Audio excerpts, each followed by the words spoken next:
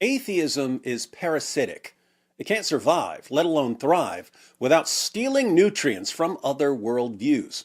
And this isn't according to me, this is what they say. Atheists now define atheism as an absence or a lack. Atheism is just the absence or lack of belief in God. So, this cordless drill is an atheist because it lacks belief in God. Oh, look, everyone, I found another atheist. This one's good at math. Of course, we can agree with atheists on one thing. Their worldview is definitely lacking. Unfortunately, a mere lack of something can't sustain a man or a city or a culture. If you lack food, you have nothing to eat. If you lack shelter, you have nowhere to live. If you lack a child bride, you're definitely not the Prophet Muhammad. A lack of water can't quench your thirst. A lack of talent won't make you the star of the talent show. A lack of common sense won't help you avoid dumb ideas. So, if atheism has no positive content, where are atheists getting their beliefs and values and rules? They're getting their beliefs and values and rules from somewhere else. This means that, according to atheists themselves, atheism is an ideological parasite sucking the beliefs and values and rules out of other worldviews. And here we found another thing we can all agree on. Atheism certainly does suck. Christianity was just swimming along like a mighty shark through an ocean of civilizations. But the eyes of the shark are here. They're fixed, looking out into the beautiful and mysterious and sometimes dangerous waters, so it pays no attention to the big dumb lamprey clinging to its belly. The big dumb lamprey, obviously, is atheism, the blood-sucking parasite of ideologies. Now, for all you atheists who heard what I just said and are about to do your best impressions of Thunder when he saw that his master Lo Pan had been defeated in Big Trouble in Little China, I have two pieces of advice. First, if you can't handle a little constructive criticism, maybe don't spend the past 20 years posting Sky Daddy, Sky Daddy, Sky Daddy, Sky Daddy, Sky Daddy, Sky Daddy, Sky Daddy, Sky Daddy, Sky Daddy, Sky Daddy. Oops, that's exactly what you did. So, too late to play victim now, battle has begun. Second, since you love latching on to other things to obtain your nutriment, how about latching onto a comedian for a while and feeding on a sense of humor for once? To be fair, we all share this world, and it's good that when one group discovers something, they share it with others. It's good that, in spite of our differences, individuals don't have to discover everything for themselves. Groups don't have to figure things out on their own. Each generation learns new information and passes that information on to the next generation. Language and writing and teaching allow us to keep building. I'm not talking about building some physical structure, although language and writing and teaching help us do that too. Talking about building an intellectual cathedral that we just keep adding to and expanding. More rooms, more domes, more towers and spires.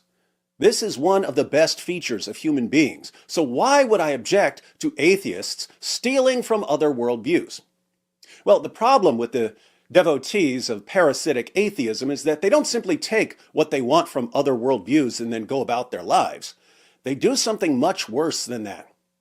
After stealing beliefs and values and rules from other worldviews, atheists pretend to somehow be the true champions of the beliefs or values or rules they stole, and then they portray the very people who gave them the beliefs or values or rules as the ultimate enemies of the beliefs or values or rules. Take slavery, for instance. For many thousands of years, the entire world thought that slavery was perfectly normal. They couldn't comprehend a world without it. Christians were part of that world. They were born into it. In the first century, almost a third of the Roman population were slaves. The number of slaves might be lower in other areas, 10 or 20% of the population, or higher, 40 or 50% or even more. Slavery was part of the fabric of society. But something kept bothering certain Christians about it. So some of them started freeing slaves. And I don't just mean their own slaves. They would buy other people's slaves and free them. Slavery continued for centuries, but Christians eventually ended it in Christian majority countries. And they were so successful in convincing people it was wrong that Western governments insisted that other nations abolish slavery as well. Now, ask an internet atheist today, who are the most pro-slavery people of all time? Christians, he'll reply. And who are the ultimate enemies of slavery, the ultimate champions of human rights? Atheists, of course. Really? Which part of your lack of belief convinced you that it's morally wrong to own another person and that we have a moral obligation to oppose slavery? Let me ask an atheist. Hey, atheist, I can own a drill, I can own a house, I can own a dog. Why can't I own another human being? I can translate. That's drill for we just know. No, you don't just know. You were raised in a society that taught you all your life that slavery is wrong. And your society taught you that because Christians made it that way. Now, since slavery is a thing of the past in this country, tell me, how does it feel getting owned? And then there's science. Good old science. Let me ask an atheist. No, we want to nerd this time. Who are the ultimate enemies of science? Christians. And who are the supreme champions of science? Atheists. There you have it. Comes from an atheist calculator, so you know it's mathematically certain. What's the problem with the claims of our atheist friends? Well, in the past, there were many scientific developments over many centuries, and these developments happened around the world. But the scientific revolution occurred in a certain place at a certain time, and the people who were responsible for the scientific revolution were all Christians of one sort or another, Catholics, Protestants, an occasional heretic, but they all believed in God and the Bible. The pioneers of the scientific revolution, again, all of whom were some variety of Christian, through their discoveries in astronomy and physics and chemistry and biology, gave rise to modern science. So, who set the stage so that modern atheists could be so into science? Christians did. They did all the heavy lifting. And then they handed atheists modern science on a platter and said, here's how it's done, you're welcome to join us. Atheists, as always, responded by saying, actually, Christians, this is ours. It's always been ours. You Christians are in the way. In fact, science needs to be protected from you Christians, because if we don't protect science from Christians, Christians will destroy science. That's why everyone needs to become an atheist. It's the only way to save science. Sound familiar? That was the rallying cry of those gullible narcissists we call the new atheists. And millions of people listened to the lamprey and became atheists. Now we've had over 2 decades of the new atheism. Tell me, how has science improved and flourished over the past 20 years thanks to the new atheists? Turns out it hasn't. Things have gotten significantly worse for science. And Jordan Peterson brought this up with Richard Dawkins. Interestingly, Dawkins seemed to agree with some of what Peterson was saying. Let's watch. One of the things that I've tried to study is the preconditions for the scientific enterprise itself. You appeared to agree with Alex that there might be presumptions, axioms that need to be accepted. I don't want to put words in your mouth because I want to get this right before the scientific enterprise can begin. The preconditions for the scientific enterprise. Jordan Peterson is speaking at a somewhat scholarly level. I'll try to break this down a bit. Scientific investigation takes a lot of time, a lot of effort, sometimes a lot of money. Going back to the early days of the scientific revolution, if you're going to try to figure out a law of nature, which is going to end up being some neat little equation, that's something that might take years of your life. Before you even embark, you already have to believe certain things. You have to believe that the law of nature is there, waiting to be discovered. In order to believe that, you have to believe that you're in a universe that operates according to laws. You have to believe that you're the kind of being that's capable of figuring out the laws of nature. A mouse can't do it. A gorilla can't do it, but you can. You have to believe that or you wouldn't bother trying. And you have to believe that discovering the law is good, that understanding the universe is good. These are the kinds of beliefs that need to be in place before science as a serious enterprise can get started. I've tried to think those through. So let me lay out a couple of them. This is partly what I've done while trying to make the case, for example, that you're more of a Christian than you think you are. So, for example, how perfect is the grin on Dawkins' face when Peterson says he's more of a Christian than he thinks he is? Dawkins is thinking, are you serious? I don't believe in God or the virgin birth or the resurrection or heaven. How am I more of a Christian than I realize? But Peterson is referring to preconditions of science that make way more sense with Christianity as a foundation than they do with atheism as a foundation. And of course, since atheism is a mere lack, as our atheist friends assure us, it couldn't possibly be a foundation for anything. Now, for some of these preconditions. I think that the scientific enterprise is motivated by the axiomatic presumption that truth tends towards a unity. I think that it's predicated on the notion that there is a logical order that's intrinsic to the cosmos, that fundamental order is good, that it's intelligible to human beings, and that discovering that order and aligning ourselves with it makes for life more abundant. I'm not sure exactly what he means by truth tending towards a unity, because there are multiple things in the philosophy of science that have to do with a unity of science. As an example of what he might be referring to, suppose I drop this drill. It's going to fall. See? How did I know it would fall? Well, I've seen things fall a lot in my life, and I assume that the way things have worked throughout my life is the way things are going to work now. There's a unity there. This particular kind of unity is called the uniformity of nature. But that's not something we really discover. It's something we take for granted. So maybe he means something like this. I can drop this calculator, and it will do the same thing the drill did. They're completely different things, and yet they follow the same neat little equation. I can go to the window and look at the moon. It's in orbit, so it has a different kind of motion than just falling. But why doesn't the moon fly off into space?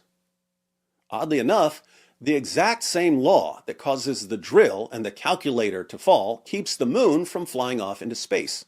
What seem like completely different things are actually following the same law. So you look around and you see endless diversity. Everything is different from everything else. And yet there's an underlying unity that you can discover through science. That's one kind of unity that science tends towards. There are more.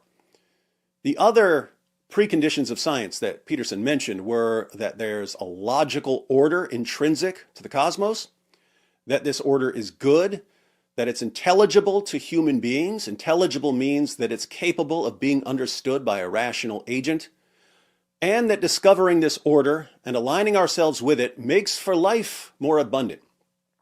But what does any of this have to do with Richard Dawkins being more of a Christian than he realizes? I think that the scientific enterprise is also predicated on the idea that the truth will set you free. And I think all of those axioms are religious and derived from the Judeo-Christian tradition. Aha! The preconditions of science are all religious ideas. Science tends towards a unity because one God creates and sustains the universe. The universe is intelligible because it was created by a rational being. We're the kinds of things that can understand the universe because we were created in God's image. And understanding the universe is good because when we learn about the laws of the universe, we're learning about the mind of God. You can look through the writings of the pioneers of the scientific revolution. These ideas are all over the place. And they're religious ideas that need to be in place for science to get off the ground. Where did Richard Dawkins get ideas that, in one form or another, are taken for granted in science? He didn't get them from atheism. Atheism has no positive content. He ultimately got those ideas from Christianity without realizing where they came from. And that's why Dawkins is more of a Christian than he realizes. And if you don't believe that, you have to account for why science emerged in Europe and nowhere else in the entire history of humanity, for example, and why it's under assault from like all quarters now as that underlying metaphysic disappears. Like you haven't had to be concerned with the mythological substrate in your lifetime in some sense because it was intact. Yeah. And Three important things here. First, Peterson says that if you don't think the preconditions of science are ideas that come from the Judeo-Christian tradition, then why did science take off when a bunch of European Christians said, hey, we've got these ideas. If these ideas are correct, then we can actually figure out the universe because it's made by a rational agent and we're made in his image. If science didn't spring from these ideas, why did it arise among people who had these ideas and put their ideas to the test?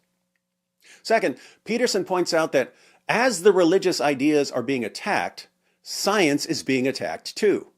And Richard Dawkins is on the receiving end of these attacks. He can't talk about gender as a biologist without being attacked. Science has been demoted.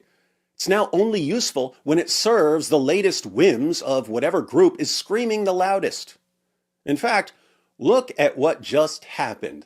From the Telegraph, Richard Dawkins quits Atheism Foundation for backing transgender religion. Scientist accuses U.S. group of caving in to hysterical squeals of cancel culture. Richard Dawkins has resigned from an Atheism Foundation over its imposition of a new religion of transgenderism.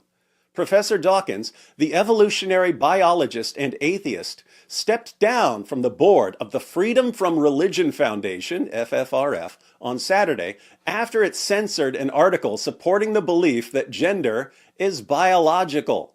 Professor Dawkins accused the group of caving to the hysterical squeals of cancel culture after it deleted the article from its website, saying it was a mistake to have published it. His resignation followed that of two other scientists, Jerry Coyne and Steven Pinker, who accused the foundation of imposing an ideology with the dogma, blasphemy, and heretics of a religion. The scientists' resignations come after the Freedom from Religion Foundation's Free Thought Now website published a piece last month by Kat Grant entitled, "What is a Woman?" which argued that any attempt to define womanhood on biological terms is inadequate and that a woman is whoever she says she is. So, scientists are leaving atheist organizations for being anti-science and for forcing a new religion on people. I guess if we've learned anything from science, it's that nature abhors a vacuum. Third, Dawkins agreed with Peterson on this. Let's see that part again, but extend it. you haven't had to be concerned with the mythological substrate in your lifetime in some sense because it was intact. Yeah. And so the universities could flourish and you had your freedom, remarkable freedom to pursue your scientific enterprise wherever you wanted. And people lauded you for it. Like that time is threatened, and seriously so. When there was a large Christian majority population, atheists could complain about Christians and Christians could complain about atheists. But atheists, like Richard Dawkins, were completely free to say whatever they wanted. Now that the population is changing and the ideas that are the preconditions of science are being cast aside, science itself is suddenly under attack. And I think it's partly because these metaphysical assumptions have now become questionable, and that's part of the reason that I'm attending to them. It's not because I don't admire the accuracy of quantum prediction, for example, or celebrate what Musk is doing with his capability of sending rockets to Mars. It's like more power to the technological enterprise. But you know what's happening in the universities? It's awful. And Jordan Peterson speaks from experience here. What happened when Peterson shared his thoughts with our brave new world? The College of Psychologists of Ontario said he has to go to re-education camp or he can't practice psychology. Psychologists, evolutionary biologists, they're finding out that other people now decide what they're allowed to say, even about science, and that the people who decide what they're allowed to say are, again, whatever group screams the loudest.